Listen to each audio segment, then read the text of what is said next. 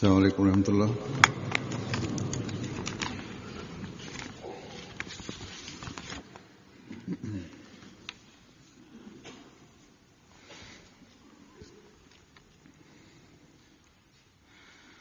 أشهد أن لا إله إلا الله وحده لا شريك له وأشهد أن محمدا عبده ورسوله أما بعد فأعوذ بالله من الشيطان الرجيم بسم الله الرحمن الرحيم الحمد لله رب العالمين الرحمن الرحيم مالك يوم الدين إياك نعبد وإياك نستعين اهدنا الصراط المستقيم صراط الذين أنعمت عليهم غير المغضوب عليهم ولا الضالين.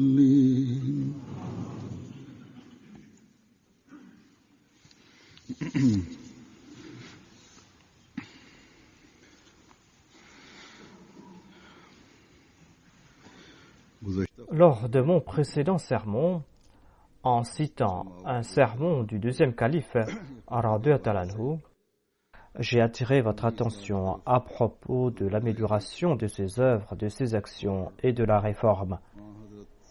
Et j'ai cité l'exemple du saint prophète Mohammed lui et la manière d'agir du serviteur du saint prophète Mohammed lui, c'est-à-dire du Messie promis, et j'ai cité des événements au cours de leur vie. Parmi les vertus que j'ai mentionnées en détail, il y avait l'honnêteté,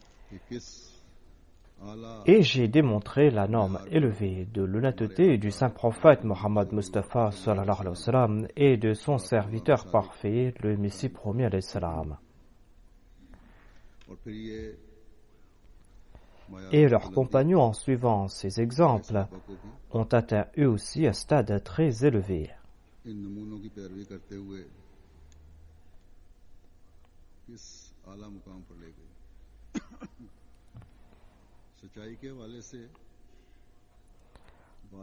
L'honnêteté ou la vérité n'était qu'un exemple. Dans la réalité, toute bonne œuvre que Dieu nous a recommandé d'accomplir et tout vice qu'il nous a interdit, mais il ne suffit pas de les éviter seulement, mais il faut aussi ressentir un très grand dégoût à l'égard de ces vices. Ainsi, accomplir ces bonnes œuvres qui nous sont recommandées et éviter ces péchés sont la racine de la réforme. Ce sont ces actions qui sont essentielles. Et nous serons de vrais musulmans, nous serons de vrais disciples de l'imam de l'époque quand nous allons faire naître en nous ces vertus, quand nous allons faire naître en nous ces hautes valeurs morales, des qualités que Dieu exige de la part d'un véritable musulman. Et d'autre part, quand nous allons ressentir un très grand dégoût pour le vice, pour le péché. Ainsi, le véritable croyant est toujours en quête de la vertu. Il est toujours en quête de ses bonnes œuvres. Et il éprouve un très grand attachement à l'égard de ses bonnes œuvres et il fuit à toutes jambes devant les péchés. Et c'est là qu'il arrive à gérer ses affaires en toute justice. Il ne faut pas se trouver à mi-chemin entre les péchés et les bonnes œuvres et faire de grandes déclarations. Lors de mon dernier sermon, j'ai aussi déclaré qu'en ce qui concerne nos croyances, eh bien, nous avons à notre disposition des arguments irréfutables, des arguments que nous a offerts le Messie premier alayhi salam, des arguments qu'il nous a donnés pour prouver la véracité de l'islam et de l'Ahmadiyya. Et ces arguments nous ont toujours accordé la supériorité sur nos adversaires. Ils peuvent ne pas accepter ces arguments en raison de leur entêtement, en raison de leur obstination, de leur malhonnêteté. Ils peuvent ne pas accepter ces arguments pour ces raisons, mais en tout cas, les adversaires de l'islam n'ont pas de réponse à ces arguments. Et c'est pour cette raison qu'ils évitent de débattre avec les Ahmadis une fois qu'ils ont compris la ligne des arguments des Ahmadis. De nombreux chrétiens ont admis lors de l'émission en arabe Al-Hiwal al-Mubashir que les arguments de la Jamaat Ahmadiyya sont irréfutables.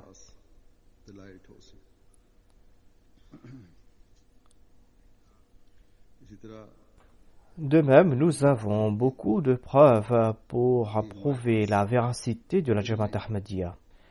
D'une part, nous sommes en train de prouver la véracité de l'islam aux non-musulmans et d'autre part, nous sommes en train de répondre aux critiques lancées contre la Jamaat par les autres musulmans. Si nos adversaires ne s'obstinent pas et s'ils n'ont pas recours au subterfuge, s'ils ne tirent pas hors de leur contexte les propos du Messie premier alayhi salam, s'ils n'agissent pas ainsi, eh bien, ils n'auront pas d'autre recours que d'accepter la véracité de l'Ahmadiyya. Mais les intérêts personnels de ces soi-disant oulémas, de ces soi-disant érudits, les poussent à bercer les masses dans le mensonge. Et quand ils sont à court d'arguments, leur seul échappatoire est d'insulter le Messie premier alayhi salam.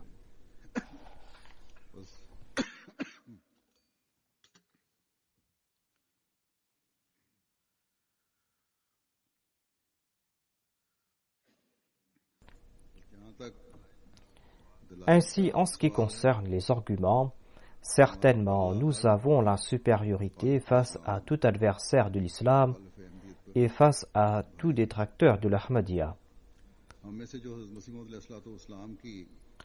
Ceux d'entre nous qui lisent les ouvrages du Messie premier alayhi salam, ceux d'entre nous qui essayent de comprendre ces ouvrages du Messie premier alayhi salam, eh bien personne ne pourra les faire échouer. Et le Messie premier alayhi salam lui-même déclare que si vous allez lire mes ouvrages, personne ne pourra avoir le dessus sur vous.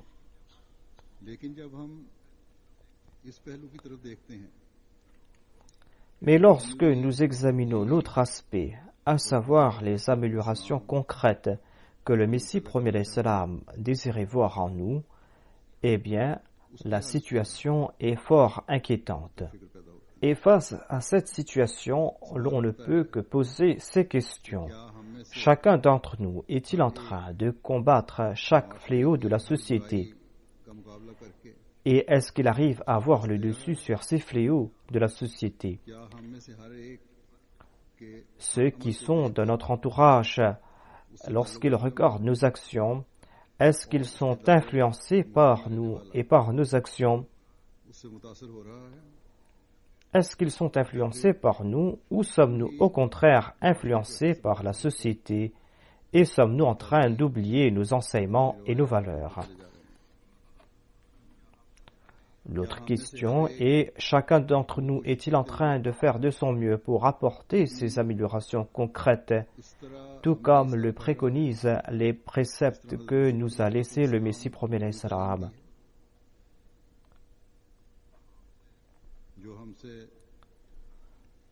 Ces préceptes qui nous demandent d'être honnêtes, sommes-nous honnêtes à ce point qu'il n'y a pas trace de mensonge et de faux bris en nous?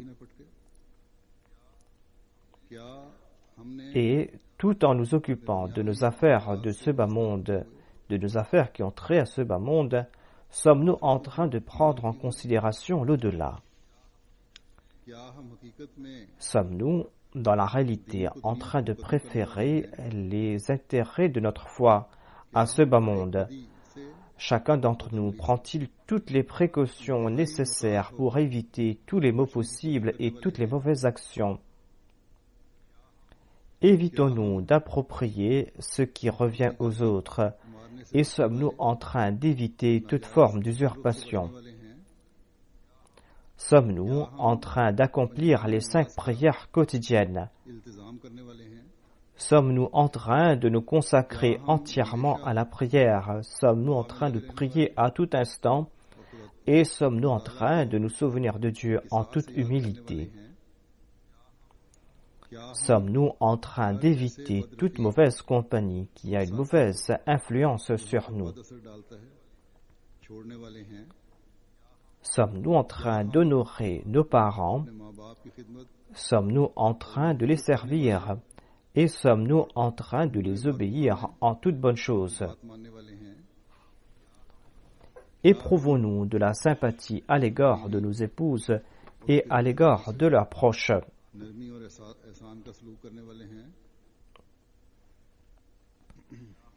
Sommes-nous en train d'accorder à nos voisins les moindres bienfaits?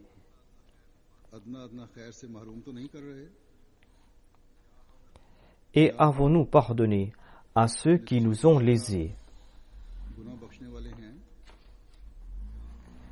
Et avons-nous débarrassé nos cœurs de toute rancune et de toute animosité à l'égard des autres? Tout époux, tout mari et toute épouse sont-ils fidèles et honnêtes les uns envers les autres? Sommes-nous en train d'examiner notre état à nous à la lumière des conditions de la bayra, du serment d'allégeance? Et nos réunions sont-elles exemptes d'attaques lancées contre la réputation des autres? Nos réunions sont-elles exemptes de toute calomnie? Dans nos réunions, parlons-nous davantage de Dieu et de son prophète?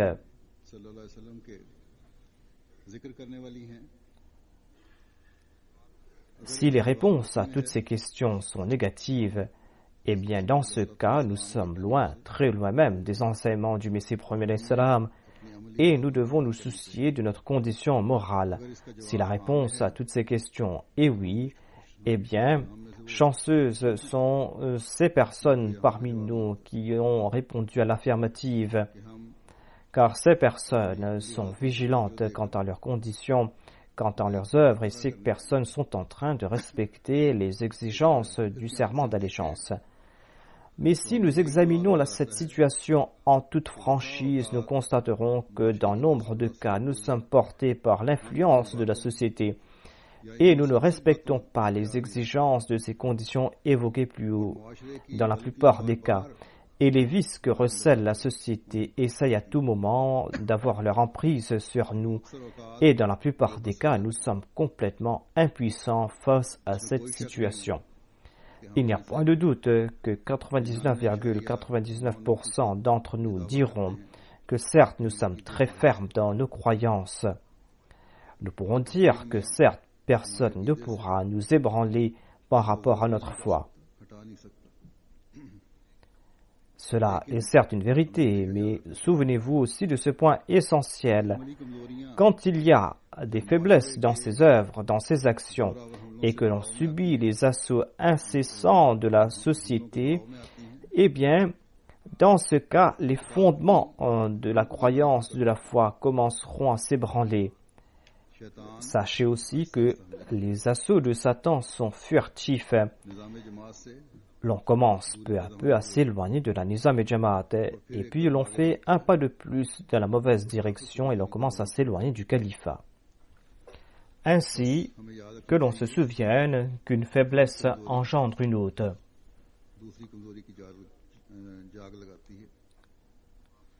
Et en fin de compte, tout est détruit et il ne subsistera rien de la foi. Nous savons très bien que la beauté de l'Ahmadiyya réside dans le fait que nous sommes unis au sein de la Nizam et Jamaat et que nous sommes unis sous la bannière du califat. C'est en cela que réside la vigueur de notre foi et de nos œuvres. C'est pour cette raison que tous les califes ont ciblé ces faiblesses et ont attiré l'attention des membres de la communauté à ce propos. Ils ont agi en ce sens afin que tout Ahmadi qui aurait pu s'éloigner de la Jamaat et qui aurait pu atteindre un point de non-retour, afin que cet Ahmadi puisse se repentir, afin qu'il puisse examiner ces faiblesses qui sont en train de ternir ses œuvres, afin qu'il essaye de se débarrasser de ces faiblesses et afin qu'il se souvienne des faveurs de Dieu, des faveurs que Dieu lui a accordées.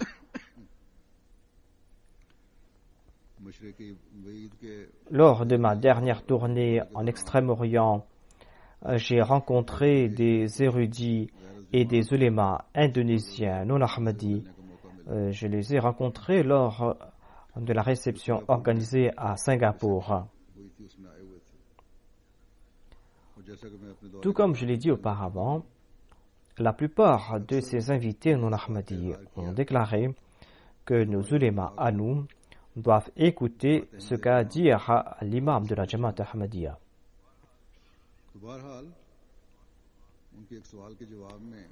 En répondant à une de leurs questions, je leur ai dit qu'aujourd'hui, en ce monde, il existe une seule Jamaat sans frontières, une seule Jamaat qui n'est ni nationale, qui n'est ni régionale, une seule Jamaat qui est connue comme telle dans le monde entier.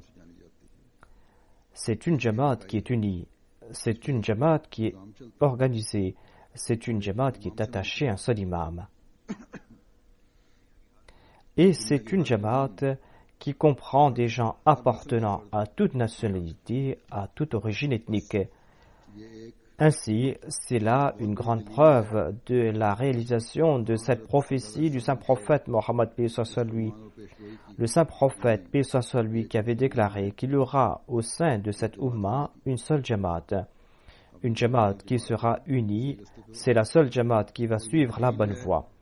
Et c'est là une preuve de la véracité de ce serviteur parfait du saint prophète Mohammed paix soit lui, à savoir du Messie premier alayhi salam. Ceux qui sont doués de bon sens et ceux qui sont honnêtes parmi nos adversaires n'ont rien à dire face à cet argument et cela les pousse à réfléchir.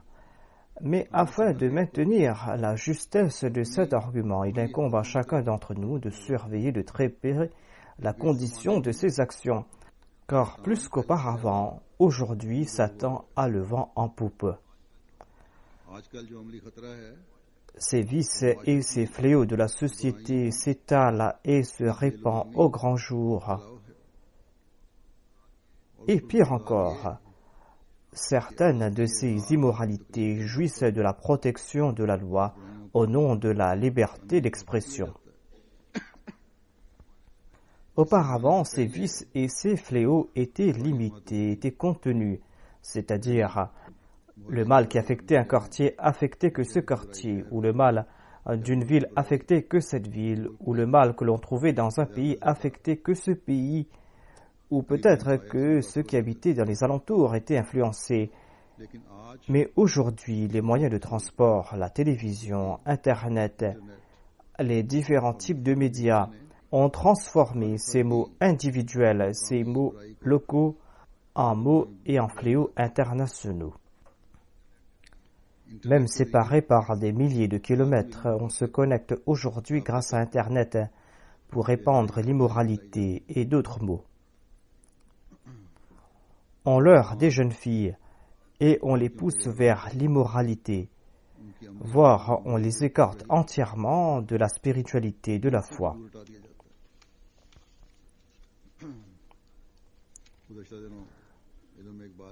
J'ai su récemment qu'au Pakistan et dans d'autres pays, on se marie avec des jeunes femmes. On pousse ces jeunes femmes à se marier. Ensuite, on transforme ces jeunes femmes en prostituées. On se marie avec elles et ensuite on les pousse vers la prostitution. Et ce sont des groupes internationaux, des gangs internationaux qui sont en train de commettre pareils crimes. Certainement, c'est une situation très inquiétante, une situation qui nous fait dresser les cheveux sur la tête. De même, par différents moyens, l'on est en train de paralyser moralement et dans leurs croyances des jeunes hommes. Ainsi, d'une part, nous prions qu'Allah protège tout Ahmadi de ses infamies. Nous implorons Allah de protéger ces Ahmadis. Et d'autre part, tout Ahmadi doit implorer le soutien de Dieu afin de pouvoir s'en protéger. Et il doit aussi lancer un djihad contre ses infamies, ses péchés. Il n'est pas interdit de profiter des inventions d'aujourd'hui, de ces facilités que nous offre la modernité, mais qu'un Ahmadi se souvienne qu'il doit profiter de ces nouvelles inventions afin de soutenir le Messie premier salam dans sa mission qui était de parachever la diffusion du message de Dieu. Il ne doit pas tomber sous l'influence de la dépravation, de l'immoralité et de l'incroyance pour se confier entre les mains de ses adversaires, de ses ennemis. Il incombe ainsi à tout Ahmadi de réfléchir sur cet état des choses. Les anciens parmi nous doivent servir d'exemple afin que les nouvelles générations puissent se protéger de la corruption de ce monde et de ses attaques, et que les jeunes, quant à eux, fassent des efforts importants, qu'ils implorent l'aide de Dieu afin de se protéger des assauts de l'ennemi. C'est un ennemi qui lance ses assauts furtivement. Un ennemi qui, au nom de la distraction, du divertissement, est en train de pénétrer dans nos maisons et qui est en train d'influencer les jeunes de notre Jamaat et qui est en train d'influencer les faibles parmi nous et qui essaye de faire naître ces faiblesses en leur personne. Il n'y a pas de doute, comme je l'ai dit auparavant, que les califes de la Jamaat Ahmadiyya ont toujours attiré l'attention des Ahmadis concernant l'amélioration morale. Ils l'ont fait d'ailleurs, et moi-même, à travers ces sermons, j'essaie de dissiper ces lacunes et ces manquements.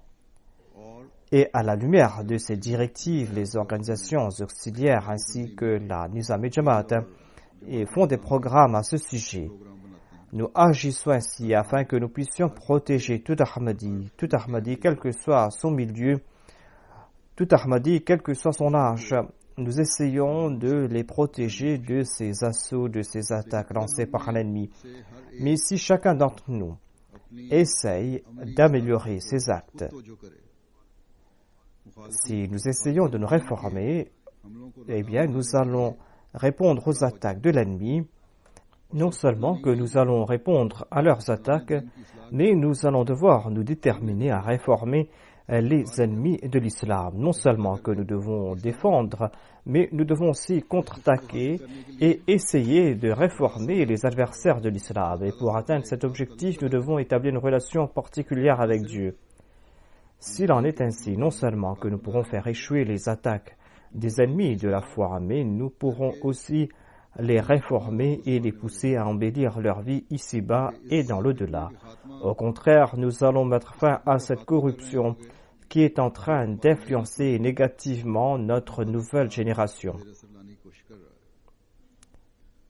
Ainsi, nous allons pouvoir protéger la nouvelle génération et nous allons protéger la foi de ceux qui sont faibles parmi nous. Et ainsi, cette tendance de se réformer va se transmettre les uns aux autres et cela va perdurer jusqu'au jour dernier. Et ainsi, grâce à notre réforme et à notre amélioration, d'autres voies vont s'ouvrir à nous pour la transmission du message de l'islam. Ainsi, ces nouvelles inventions, au lieu de répandre l'immoralité, seront un moyen pour répandre le nom de Dieu dans chaque pays et partout. Souvenons-nous aussi que nous ne devons jamais nous détourner de la réalité. Nous ne devons jamais nous détourner de la réalité, car les peuples qui progressent, les peuples qui réforment les autres, ces peuples qui apportent des révolutions dans le monde examinent en premier leurs faiblesses. Si nous faisons la politique de l'autruche et que nous disons que tout va bien, eh bien, cela va entraver notre progrès. En tout cas, nous devons regarder la réalité en face. Nous ne devons pas nous contenter d'avoir pu réformer 50% d'entre nous. ou que nous avons pu réformer tel pourcentage. Si nous voulons apporter une révolution dans le monde, nous devons nous réformer à 100%. Je dois aussi ajouter ici que si nous arrivons à nous réformer à 100%, si nous arrivons à réformer nos actions, eh bien, nous allons mettre fin à nos disputes, à nos différends, à ces procès que l'on s'intente les uns les autres, à ces pertes financières que l'on veut faire subir aux autres, à cette avidité, au fait de suivre ces immoralités à la télé et par d'autres moyens. Nous allons mettre fin à ce mépris à l'égard des autres, au fait que l'on essaye d'abaisser les autres. Tous ces mots vont disparaître. Il va régner un climat d'amour, un climat de fraternité, d'affection, qui va faire naître ici sur terre le paradis. Il y a certains de ces fléaux que nous voyons parmi nous. Nous voyons certains de ces cas au sein de la Jamaat. C'est pour cette raison que je suis en train d'en faire mention ici. Si nous comprenons le sens de nos responsabilités, c'est là que nous allons considérer le service à la religion, qui est un noble objectif, comme une faveur divine. D'aucuns peuvent dire qu'ils considèrent servir la religion comme une faveur divine, et c'est pour cette raison qu'ils sont en train de servir la religion. Mais cela ne s'applique pas à 100%, cela ne s'applique pas à tous les membres du bureau exécutif et des responsables de la communauté. J'ai devant moi des cas grâce auxquels je comprends que certains titulaires de poste n'ont point de self-control et ne sont pas tolérants.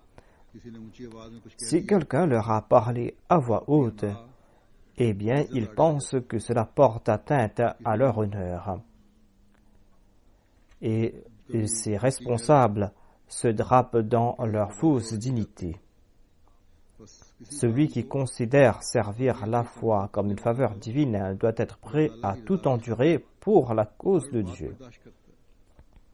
Au lieu de se soucier de son honneur, la phrase « tout honneur appartient à Allah » doit le contraindre à faire preuve d'humilité. Si l'on regarde tout cela à la loupe, l'on constatera qu'on n'est pas en train de suivre la consigne évoquée dans ce vers du Messie promis, où il déclare que, à vos yeux, soyez le plus méprisable d'entre tous. Ici et là, et de temps en temps, l'égoïsme refait surface. Ici et là, l'orgueil monte à la surface. Le Messie promet l'Islam avait reçu cette révélation. Dieu apprécie ton humilité. Nous en tirons un grand plaisir lorsque nous le citons. Nous disons que nous avons prêté allégeance à celui à qui Dieu avait révélé que Dieu a apprécié ton humilité. Mais nous ne faisons pas l'effort de comprendre que le Messie promet l'Islam a enseigné ceci à ses disciples, à savoir que si vous avez quelque relation avec moi, vous devez vous aussi suivre la même voie. Le Messie promet l'Islam nous a fait comprendre qu'il est venu augurer la renaissance des enseignements apportés par le saint prophète Muhammad sallallahu alayhi wa sallam. Et il a laissé devant nous l'exemple du saint prophète Muhammad Mustafa sallallahu alayhi wa sallam.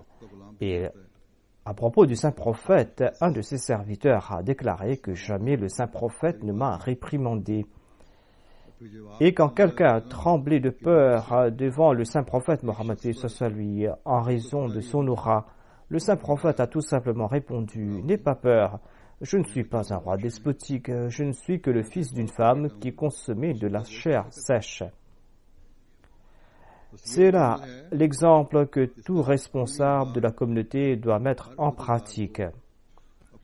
C'est quelque chose que tout travailleur au sein de la Jamaat doit mettre en pratique. Et c'est quelque chose que tout Ahmadi doit mettre en pratique. Si nous occupons un poste quelconque, si nous sommes en train de servir la Jamaat, la communauté, que l'on se souvienne des paroles énoncées par le Messie promis l'Islam, lui qui a déclaré que j'étais sans le sou, j'étais seul, inconnu, sans expérience. Ainsi que nos œuvres seront empreintes d'indigence, d'impuissance et d'inaptitude, c'est là que nous allons respecter les exigences du service à la foi, et c'est là que peut-être que nous allons entrer au paradis. que cela va nous permettre d'accéder au paradis, comme l'avait dit le Messie premier alayhi salam. S'il n'en est pas ainsi, eh bien peut-être que nos déclarations seront vraies. Nos déclarations seront vraies, nous qui disons que nous avons accepté l'imam de l'époque, mais dans la réalité, dans notre pratique, par nos actions, nous allons tourner en dérision cette déclaration. Ce ne seront pas les actions de l'ennemi qui vont nous nuire, mais ce sera la duplicité de notre âme qui va nous humilier. Et en fin de compte, nous allons mériter la colère de Dieu.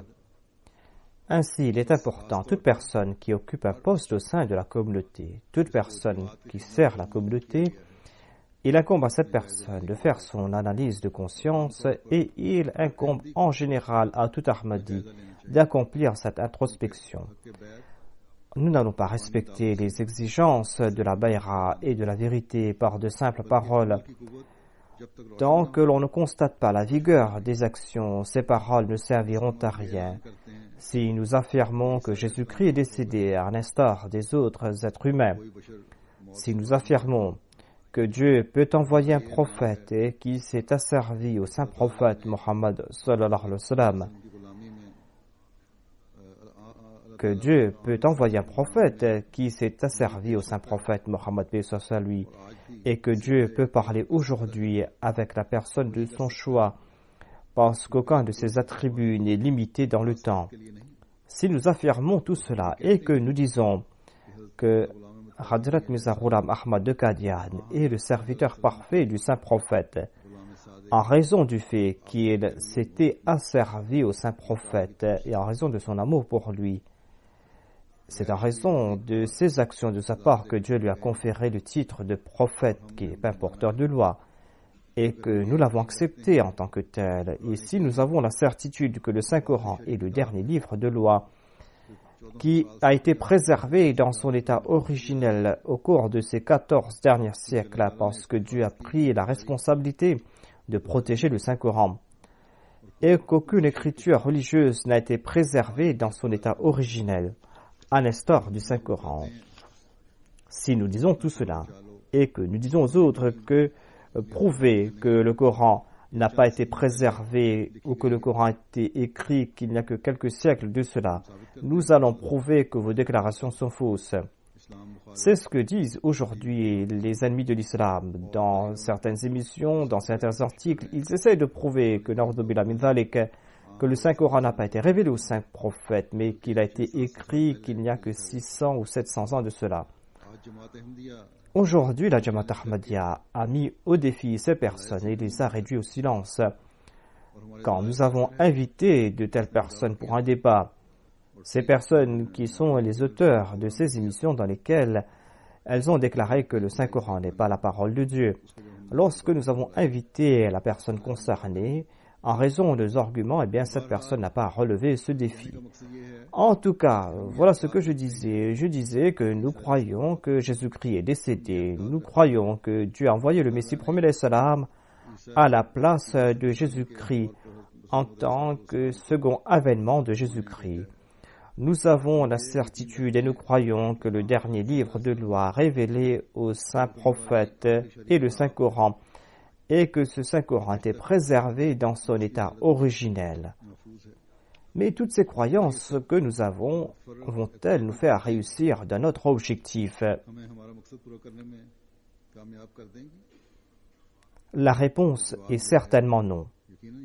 La réponse est non. Car si, après avoir prouvé le décès de Jésus-Christ, si après avoir prouvé que ce deuxième Jésus qui devait venir d'un Ummah du saint prophète, eh bien c'est le Messie promis, c'est le serviteur parfait du saint prophète. Si nous mettons ces croyances en conjonction avec le verset si à la lumière de tout cela, nous n'avons pas apporté en nous les mêmes améliorations apportées par les compagnons du saint prophète, eh bien, de telles croyances ne serviront à rien.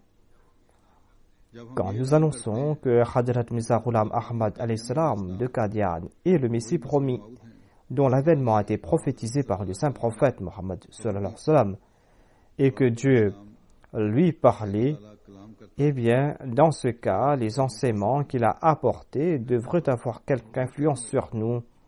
Sinon, de simples croyances, de simples doctrines ne serviront à rien. Nous pouvons annoncer que le Saint-Coran était préservé dans son état originel jusqu'à présent. Mais si nous ne traduisons pas dans la pratique les commandements du Saint-Coran, des commandements qui sont importants pour nous, le fait d'annoncer que nous sommes en train de défendre le Saint-Coran ne servira à rien. Cette annonce aura de l'effet lorsque nous allons traduire dans la pratique les enseignements du Saint-Coran. Ainsi, nous devons assumer ces responsabilités que nous imposent ces croyances. Nous devons assumer toutes ces responsabilités. Nous avons la grande responsabilité de réformer nos actions. Le Messie premier l'Islam déclare: sachez qu'une simple déclaration, de simples paroles ne serviront à rien. Elles ne serviront à rien tant qu'elles ne sont pas accompagnées d'actions. De simples paroles n'ont aucune valeur aux yeux de Dieu. Le Messie premier l'Islam a aussi déclaré: alourdissez votre foi, rendez votre foi beaucoup plus lourde. Les actions sont les ornements de la foi. Si les œuvres de l'homme ne sont pas justes, eh bien sa foi ne servira à rien. Un vrai croyant est beau. Un vrai croyant est beau. Et la beauté d'un beau personnage est renforcée par de simples bijoux. De même, les bonnes œuvres embellissent celui qui possède la foi.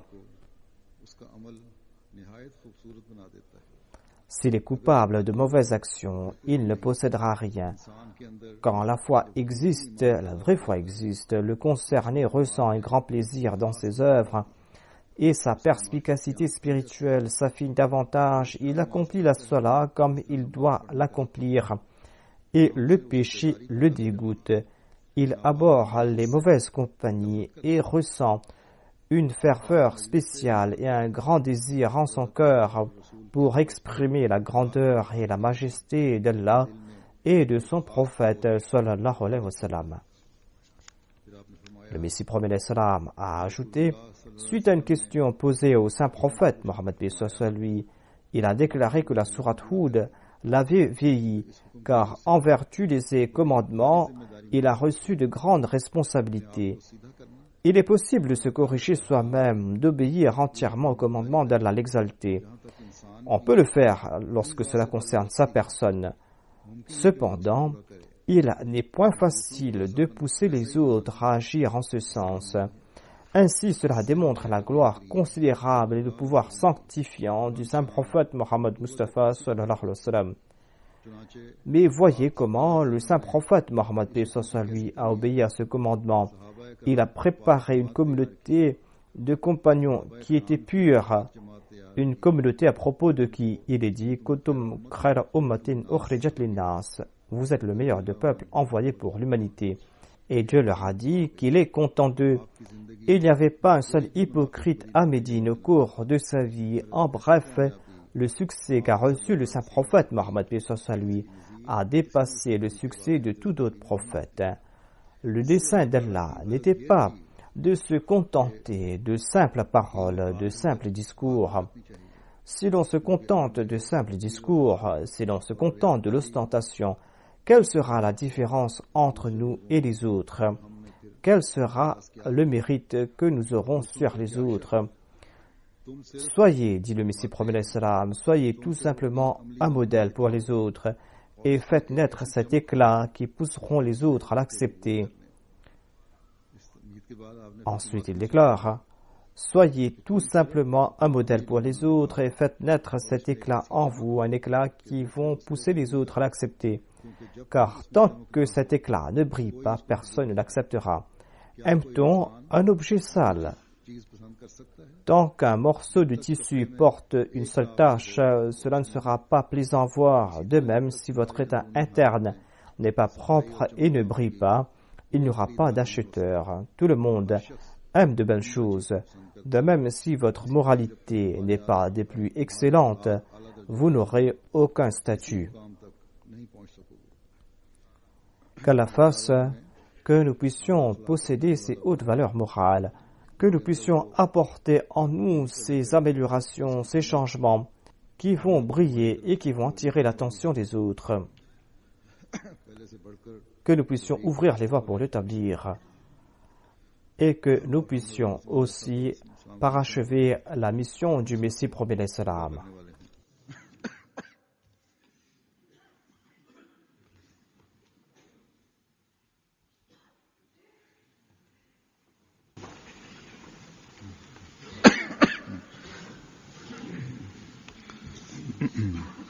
Alhamdulillah, nahmaduhu wa nasta'inuhu wa nastaghfiruhu wa nu'minu bihi wa natawakkalu alayhi wa na'udhu billahi min shururi anfusina wa min sayyiati a'malina. من يهده الله فلا مضل له ومن يضلله فلا هادي له ونشهد أن لا إله إلا الله ونشهد أن محمدا عبده ورسوله. عباد الله رحمكم الله، إن الله يأمر بالعدل والإحسان وإيتاء ذي القربى وينهى عن الفحشاء والمنكر والبغي يعظكم لعلكم تذكرون. اذكروا الله يذكركم وادعوه يستجب لكم ولذكر الله أكبر.